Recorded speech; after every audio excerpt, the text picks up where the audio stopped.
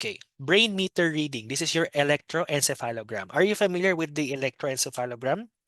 Have you ever tawag dito, nakapag-assist na po ba kayo or nakapag-witness ng nag-electroencephalogram? So, for the electroencephalogram, what we do here is we record the electrical activity of the brain using electrodes. So, kung nakikita nyo dito, no, gumagamit tayo ng mga electrodes para i-record yung brain activity ng patient natin.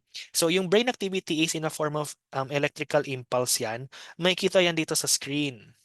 Okay? So, para siyang ano, same din siya sa ECG na readings, pero mas complex yung mga graphical patterns dito sa EEG or electroencephalogram. Okay, so we wanna check the electrical activity. Usually, ginagamit ito sa mga patients na may seizure disorder.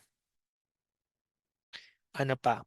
Mga may seizure disorders, may mga convulsions or nagkaroon ng convulsions na hindi pa nila ma-identify kung ano nag-cause. Ano pa? Yung may mga dementia, of course, may mga cognitive disorders. So usually ginagamit to sa mga patients na ito. So what are the nursing responsibilities?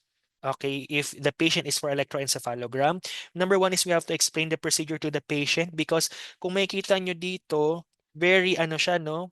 Very nakaka-anxiety, nakakakaba kasi ang daming wires, ang daming machines na ginagamit. So you have to explain to them what are the things that will be encountered, ano-ano yung mga yun at para saan yung ginagamit na machine.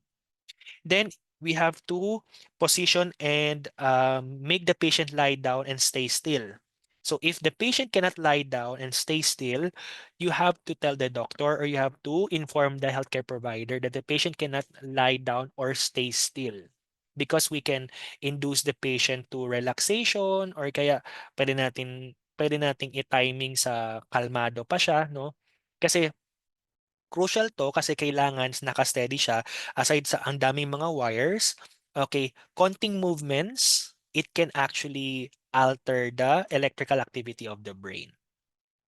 And lastly, we have to prepare the patient, okay, and explain to them that there will be multiple stimuli.